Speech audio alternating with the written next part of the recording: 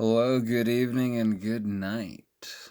How's it going, folks? I hope everyone's staying safe and clean with this whole quarantine thing going on. Sending my thoughts and prayers out to those who really need it all around the globe, and those of us with the condition as well. Hopefully everyone can get the safety, the items, and everything they need. It's a tough time, but I believe we'll get through it. So, I want to bring something to attention that is a very important subject matter, I feel, in the field of ADHD. And that's the subject matter of rejection sensitive dysphoria. Once again, rejection sensitive dysphoria. RSD for short. So, with RSD, as I will be referring to it from now until the end of the video, it's quite a difficult thing to endure. So what I've done is I've made 5 major points, in which these points will be subdivided into multiple categories to demonstrate how RSD affects the condition. And I'm also going to give a couple little remedies and tips, a sense of guidance, just to kind of, give you guys something you can perhaps work with, or maybe even some resources you can find online. So let's start off. According to AdditudeMagazine.com, Attitude Mag, spelled ADD, A-D-D, get it? I-T-U-D-E. Nice little punaroo there. Anyway, so according to this website, RSD is an intense emotional response caused by the perception that you have disappointed others in your life, and that because of that disappointment, they have withdrawn their love, approval, or respect. The same painful reaction can occur when you fail or fall short of your rather high goals and expectations. RSD commonly occurs with ADHD and causes extreme emotional pain that plagues both children and adults, even when no actual rejection has taken place. So, sounds quite simple. Let's look at a little biology behind it. So, we know that people who have ADHD have a higher response rate, meaning that there's more hyperactivity within the central nervous system. So it's easier for individuals with the condition, in layman's terms, to get tense, nervous, shook up, whatever, get the jitters, butterflies in the stomach, whatever it may be. It's easier for us to feel overwhelmed or to have that excitatory level that we sometimes have trouble with, for it to kind of go out of whack for whatever extreme emotion is happening, or whether we feel a threat, etc., etc. So this comes in junction with RSD as well. Our ancestors, for those of you who believe in the hunter and gatherer theory of ADHD, which I happen to believe in, people who have ADHD have the according to that skill set and characteristics of those I have as well, or on my skill sets that would be suitable. Tom Hartman talks about the hunter-gatherer. Considering our nomadic lifestyle, especially during those times, how we used to travel in packs and the details that goes along with that, that makes a lot of sense to me.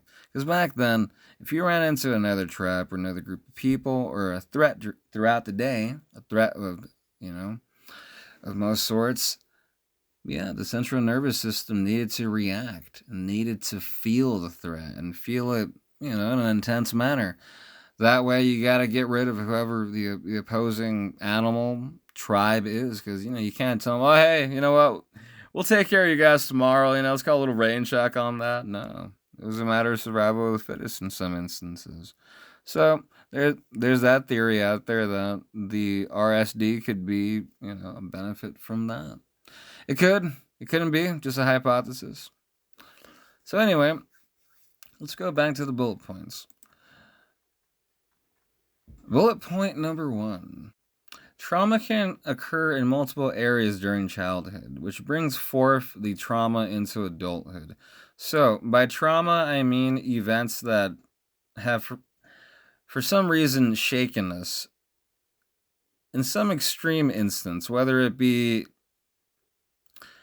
an anxious situation, in situation of anger, whether it be from a parent and from a teacher or from some adult figure, or maybe just an experience on your own where you were startled, scared, felt abandoned.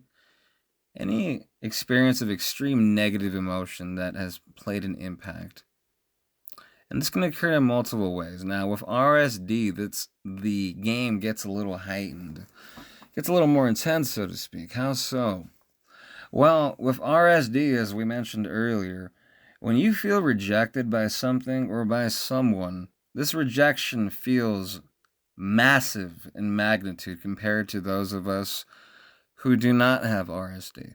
By the way, just because you have ADHD does not necessarily mean RSD is included.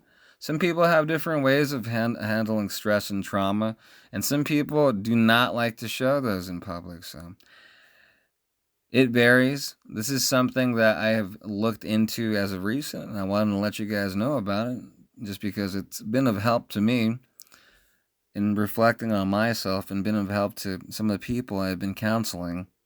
So I figure why not tell it to the ADHD fam on YouTube? You know what I mean?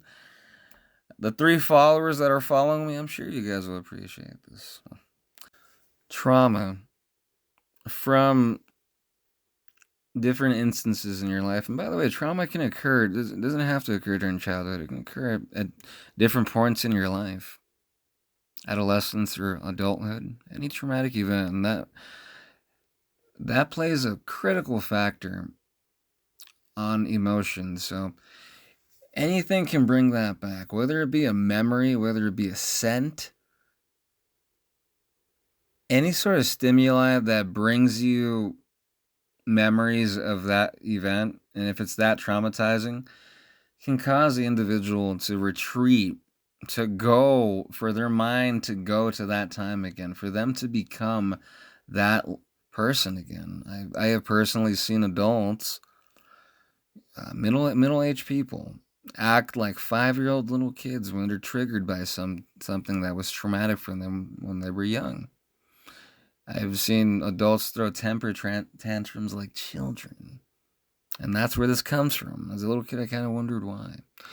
But so the trauma that occurs during our whatever aspect of our life can definitely be triggered even more, made even more intense by RSD.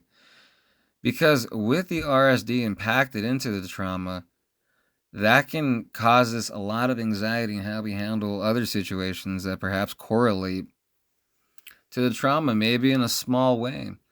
So this can actually cause us to maybe not be as outgoing and not try certain things.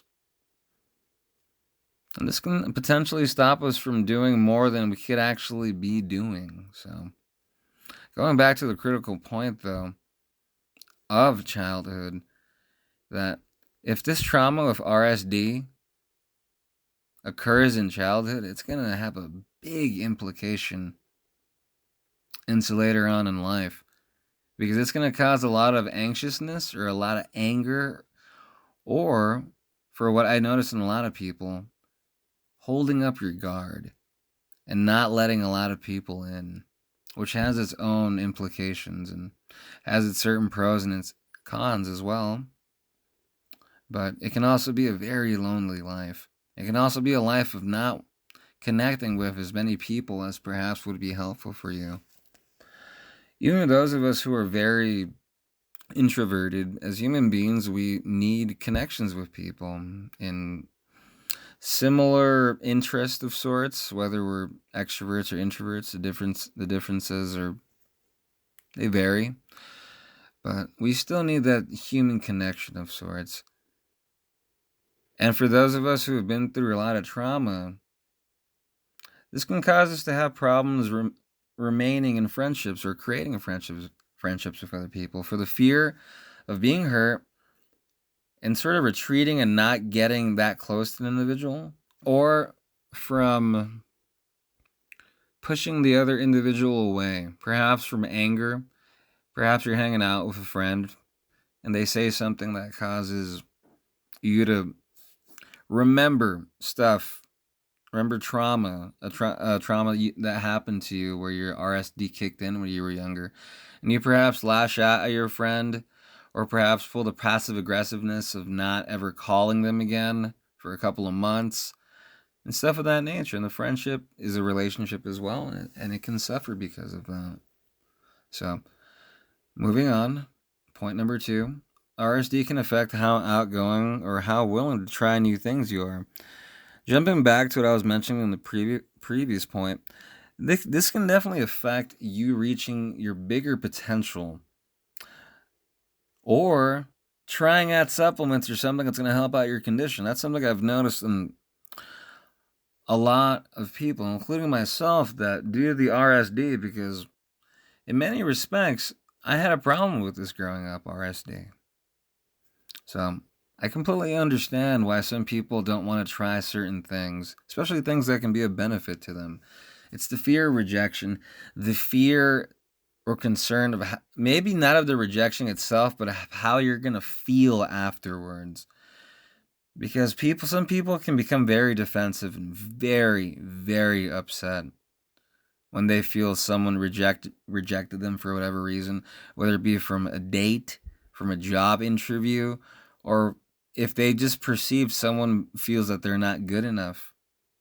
This can delve even deeper, especially if you look into psychology tests like the Enneagram, which is a really helpful test. I highly recommend it, the Enneagram test. So, RSD can definitely impact how willing we are to go out and try new things, because sometimes we also might have anxiousness in going to even order food somewhere. We don't want to sound ignorant or like we messed up, or we just get anxiety because we've perhaps recall moments in our lives when we felt immense shame or ridicule because we messed something up or where we couldn't remember something. So, and to tie it all in, perhaps those moments, are unique to ADHD, and, maybe your classmates or those who ridiculed you, friends or family members, didn't understand the condition. And that can be very scarring. So, what do you do when you don't want to experience that? You never do that activity again. And for some individuals, they avoid doing activities that remind them of that negative activity altogether. So that limits their outgoingness, if you will, even more. So it's very unfortunate. A lot of places that you could be going and checking out and trying out, even for some of you introverts out there. I'm not the most outgoing person either. I love researching and working on projects. That's just kind of my thing. My personality type is very known for doing that. As you'll find out in another video I'm working on how ADHD affects the personality types, cognitive functions. How does that affect ADHD? It's a very vast field, and yeah. Especially when you tie in trauma and RSD into that, there's a big correlation. I was going to tie this video into that, but I figure, it's going to be too long. A lot of my videos are very long anyway, so I figure, you know what, let me do them a favor and shorten this one up. So, going back to what I was saying, even for the introverts and other people, RSD can stop you from going to places, trying new things, trying new foods, meeting new people, and perhaps having meaningful experiences and times. And perhaps the reason why you're not experiencing it is due to anxiety or avoidance of the feeling, of that negative feeling you got when something happened. I'll disclose, I've been to places where perhaps maybe a cashier or somebody made me feel quite negative for whatever reason. And there's been instances where I'm like, okay, you know what, I'm not going to go to this market, specifically because that person's there. That sounds a little extreme, but I'm referencing myself as a teenager. This is kind of how I was. When some people try to vibe with me, what do I mean by vibe? Connect. Would try to connect with me through conversation. I would be very selective about who I would even want to talk to. Because I would be concerned that, okay, they're going to tell me something that's going to make me feel harsh. So I would avoid the conversation altogether and just sometimes tell people, I'm very tired. I just don't want to talk right now. So it's very unfortunate. It can be very sad. There can be potential connections you can get with people that you're not even aware about. I mean, I've had some really nice conversations with certain people after I started opening up, here and there. I'm not saying to go and, tell your life story to the butcher or anything like that, but, there's certain times, certain instances where, there's other like-minded people out there. And I've met some pretty cool musicians, artists, and other people, that work at certain establishments I go to every once in a while. So it's pretty cool. But what's not cool is being fearful of feeling bad just because you think you're not going to be able to connect with somebody or they're going to tell you something harsh. So that's something to work with yourself. Supplements are very helpful for that. Also, mental discipline. Think of CBT, cognitive behavioral therapy. That is one of the types of psychology strategies I really like. It's a very open, experiential type of psychology that focuses on disciplining the mind, reframing your thoughts. Because literally, what you think and how you view stuff, that's you. You can alter that. It takes a lot of time if you've been seeing something the same way for so long. And RSD can keep you in that hole. Why? Because you want to naturally stop yourself from feeling bad. So, unfortunately, though, that goes at the expense of living a more fulfilling life. So, something you might want to look into. Getting the help for RSD. Point number 3, RSD can trigger negative emotions at high volumes. Problems being diagnosed with something else, for instance. Hyperfocus, the circle of rage, panic attack, intense fear, emotional breakdown, and mental breakdown. How so? Well, tying in the trauma and the experiences that we've had and the stresses in life sometimes, the different aspects of our cognitive functions and personality types are going to display themselves very differently, especially on days where we haven't eaten or slept right. Forget about it. We're going to be at our worst and we're really going to explode in some manner. Whether it be with anger, with sadness, with fear. So, if we go somewhere and we worked very hard for something, for example, work really hard for a job interview, went out of our way, made everything cool. We kind of knew we had the gig in the pocket, so to speak. And then we go and we get told that we're not qualified or something that makes us feel really rejected. That's really hurtful. That can very, very much cause a high RSD reaction for somebody who has RSD. And they can go into either blaming themselves like crazy, telling themselves that they are worthless, negative connotations and negative attributes to themselves, the woe is me, instances of this nature. Or they can do the opposite and get really upset at the person, at the interviewer or their company that they were trying to work for. They can start berating, cursing the living daylights out of the individual in the place, saying that they never needed them. Who in the world do they think they are to do this? Those type of things. So, or they can do the other one where they just release maybe those same sentiments, but while crying. Perhaps, being like, why is the place so messed up? How could they not understand that I really need this job? That's more of an emotional response in terms of sadness. So, and other people, it's not only one or the other. There's different variations and ratios of this. Some people can react. Some people go through the motions. And unfortunately, some people with ADHD remain in the motion. And here's where the circle of rage comes in. What's the circle of rage? The circle of rage is when somebody with ADHD is upset about something or someone, and they just keep thinking about that in a really intense, angry manner. So what happens is that if the rage kind of goes down, they'll start thinking of other people or other situations that have done them wrong just to keep the intensity going. So they're like, they might be in a state of mind where they might be calming down and somebody says something or they think of something else and they'll just remain back into that circle of rage and they'll keep themselves there. Unfortunately, what happens is that some people who are in that hyper-focused circle of rage, when they're out and about at their job or, out in the city and at, near their work, wherever it is, if the wrong individual encounters them or if somebody upsets them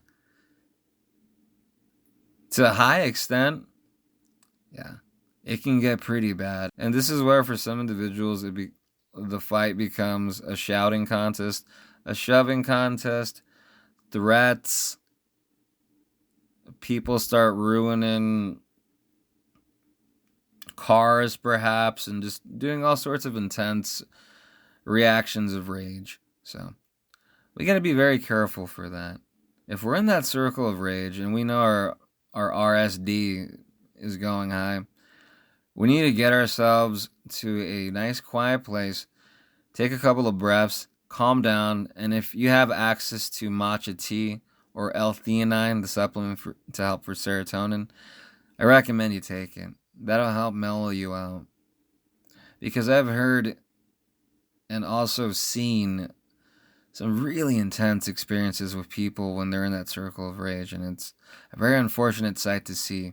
And if you know somebody or have a relative or friend who has ADHD and experiences these intense circle of rages due to RSD or due to just having ADHD in general, due to RSD or due to trauma-based reasons, help them out. Talk them through it. What helps get people out of that circle of rage or that intense hyperfocus that can happen is logically reminding them of what's going on, of who they are, of the responsibility that they have, and the consequence of the actions of what they're going to do. That helps ground them, because individuals with ADHD, when the RSD is triggered, especially when there's trauma involved from the past, they get into this intense trance-like state where they're really upset, and it's really hard to get them out of that. When that happens, start reminding the individual of who they are, who you are, and that the situation does not need to escalate. It can get dangerous, and just try to talk them down. It's very difficult, especially if the individual has been like that a majority of their life, but unfortunately, it's quite common in the ADHD population. So, something to try to improve yourself on. So, with panic attacks and intense fear and emotional breakdown and mental breakdowns, you're going to want to get yourself a serotonin boost of some sort, whether it be L-theanine or L-tryptophan or matcha tea. When it comes to panic attacks and fear, it's a lack of serotonin that really has a lot to do with it sometimes. So, if you're taking other medications already, just always speak to your mental health provider, your mental health specialist, psychiatrist, whatever it may be. But understand that supplements are there to help you out. And the cool thing about supplements is that we don't need a prescription to get a good majority of them. You can get your supplements and vitamins from grocery stores, from Amazon. That's where I get majority of mine because they're cheaper. And they're of good quality too. You're going to want to get yourself healthy supplements that are going to help you out. So if you have problems with emotional breakdowns, mental breakdowns, due to RSD sometimes, understand that pointing out your thoughts is the biggest help you can give yourself at times. Catching yourself before you delve into the negative spiral that is that thought process. Call out your thoughts. Don't let them rule over you. Change the way you handle the situation. Handling the situation the same way over and over again and getting the same problem is not going to help. You're going to want to do some change and how you view stuff, a change in maybe the order of how you do things, and a change sometimes of scenery, a change of the people you're around or the situation you're around, or maybe to just get away from certain things can be very helpful and can diminish these things. So being aware of these things is really, really helpful, because then you can ground yourself and be aware of the implications of your surroundings and how they trigger your RSD. When you're not aware of your emotional triggers or RSD or even your ADHD, life can be very hard. Becoming aware of what gets you into this intense mode or what triggers your trauma or your RSD is really helpful. And if you're in a relationship as a couple, and especially if both the couple have ADHD and RSD, it's really helpful to find out what trauma you have with RSD or without, and then resolve it. Talk it through with a couple, speaking through it, helping your significant other understand that the outburst that they have sometimes, is due to this, but speaking not in a pointing the finger manner or in a this is all your fault, but no, coming at this in unity and in a helping hand sort of way. Understand too, for the partners that are trying to help their partner that has RSD perhaps or has trauma, that talking about this stuff can induce the trauma itself. So you got to take baby steps. When they're in a good mood, talk to them about it. There's other websites that talk about it in a lot of detail. Perhaps you can even show them this video. You know what I mean? Or there's any other video on YouTube that talks about this as well that can perhaps be helpful. So something to help you out with that. Because sometimes hearing it from your partner isn't always the most helpful thing. Because sometimes the partner needs to hear it from somebody else. It's the objective perception at that point. You want to get an outside party's point of view, so that can be helpful sometimes. So understand that through talking about some of these traumatic things, it can be a little too much sometimes. So you don't want to flood the individual with trauma-inducing stimuli. You want to go through it little by little. Baby steps take you a long way, because you don't have to take baby steps the entire time. The better you get with this as a couple, the faster you can move through the motions of certain things, and the easier it's going to become to discuss what some of the issues are and what some of the strategies, what are some of the strategies you can take to help diminish the trauma from the RSD and just diminish trauma in general. So it's very possible. With working together and working at a pace that works for the couple or the individual being helped, I'm a believer that there can definitely be positive change. I've worked with many people prior to even knowing about RSD, and have come up with different ways for different individuals to help resolve this, because trauma, it looks different, it comes out differently, but at the core, a lot of the same components are at the helm. We're humans. We all have very, very unique needs, but we all have very, very similar needs, especially in the biological aspect of it. So we're more alike than one would think, especially when it comes to wanting to feel connected and be loved. So help your partner out. When they get intense, when they get angry, sometimes they're just asking for help. Just like a little infant, when it's born, it just cries out, doesn't know how else to communicate, so it communicates through crying and whatnot. So same thing with the individual. The individuals who have not resolved trauma, they're reacting to the trauma in the only way they know how.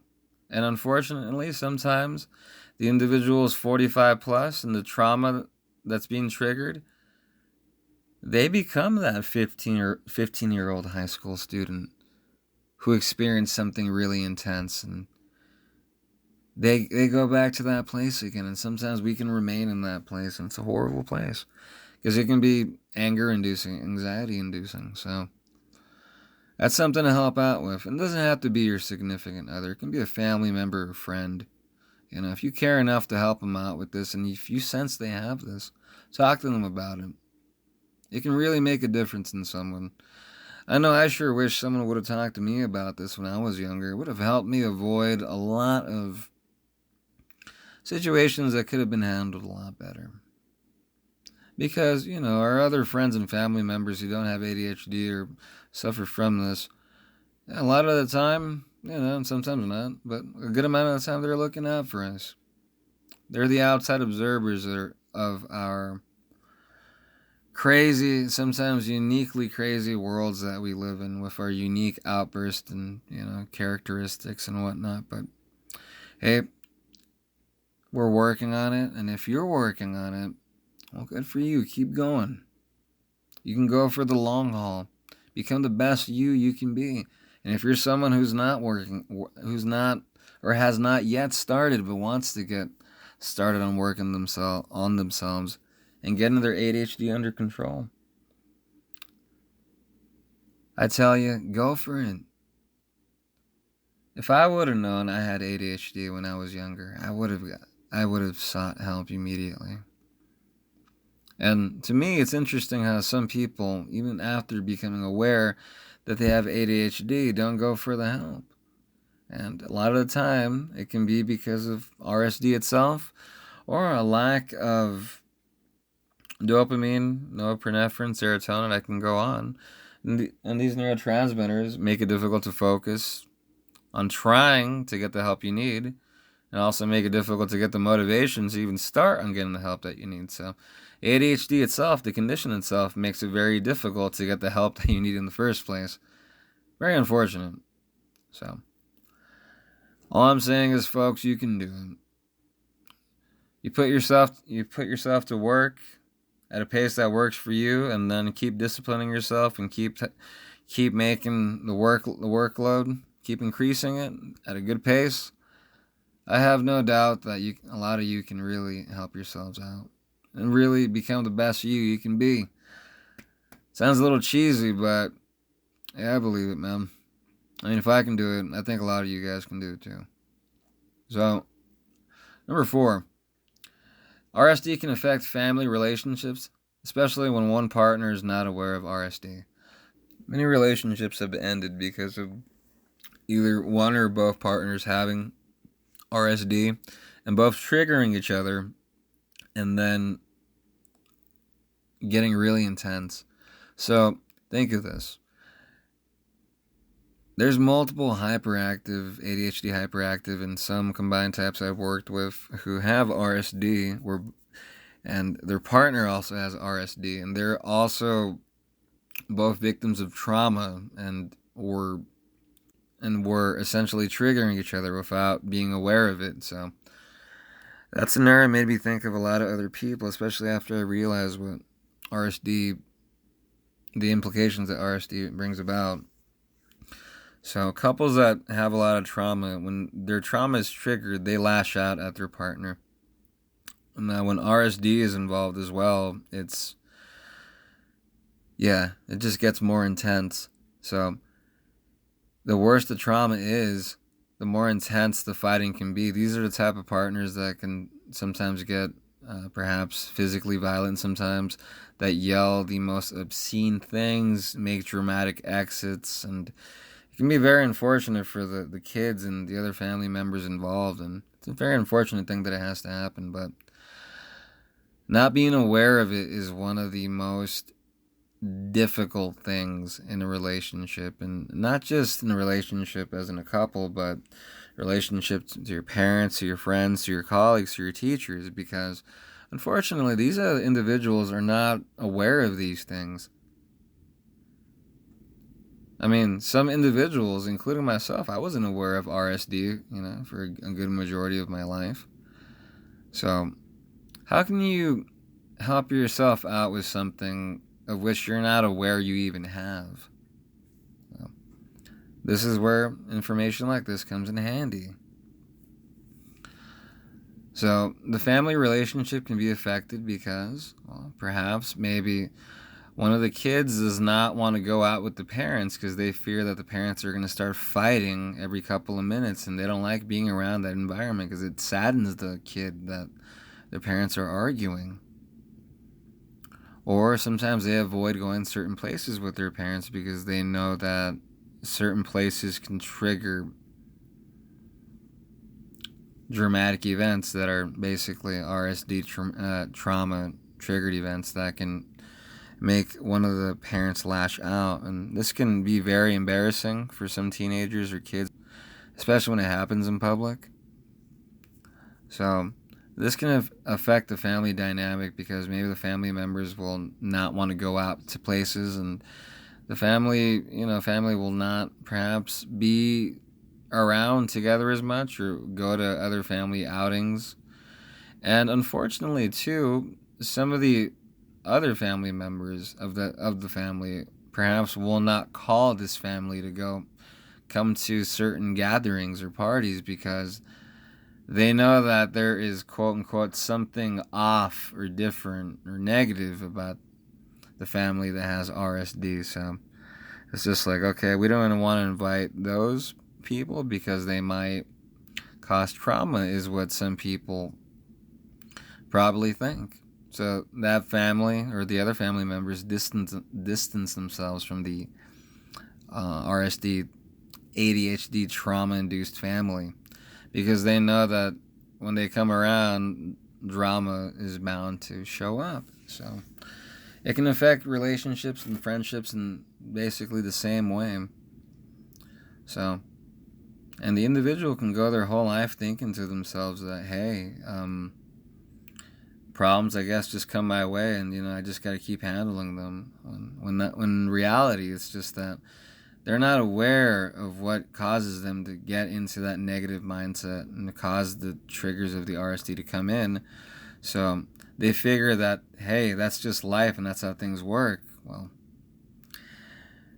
the good thing is that it's not. That situations can be handled so much better, and relationships can be improved, and connections can be, highly improved as well once you know what you got. So it's very sad how a lot of families of ADHD lose contact with themselves or with other friends due to instances like this, instances of trauma and of RSD perhaps causing resentment or grudges between family members, and this can come from very minor things, and then tie in cultural norms sometimes of certain cultures and expectations that are not met. You tie RSD and trauma into that, and it creates a really intense environment. There's certain cultures where even denying a drink from somebody can get you hurt or killed. RSD is a really big thing in the ADHD community, and the more I read about it, the more I sense it. So, going on to the fifth point, job problems. Now, how does RSD affect jobs, or how does RSD affect your job? Well, if you have it, RSD can cause you to be really anxious, and it can cause you to be too anxious to even stand up for yourself, to ask for a raise. And it can also cause you to be fired frequently due to emotional outbursts. So for those who react to RSD in an anxious way or in a negative light, as to the extent that they look at themselves as a failure, those people are going to want to remain in the same position just out of fear of losing, that if they perhaps even ask for a raise or to move up in the company, that they'll be let go or just told that they're not good enough, and since they even asked that they're probably going to be fired. There's a lot of irrationality in fear and anxiousness. You talk to anybody who has anxiousness and fear at high levels and who suffers from anxiety, you ask them if they're aware of the rationality of their anxiousness, and it's something that's really hard to talk about.